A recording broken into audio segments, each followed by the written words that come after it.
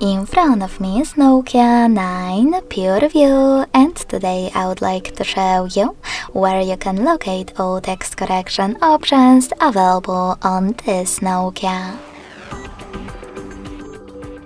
You need to begin by opening Settings and scrolling all the way down right away. When you're ready, click on System.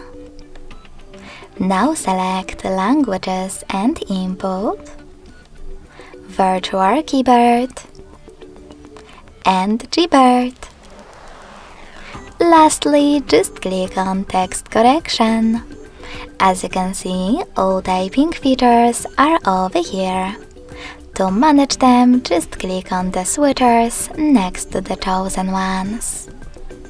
Thanks so much for watching. If you enjoyed this video, don't forget to leave a like, comment and subscribe. Bye!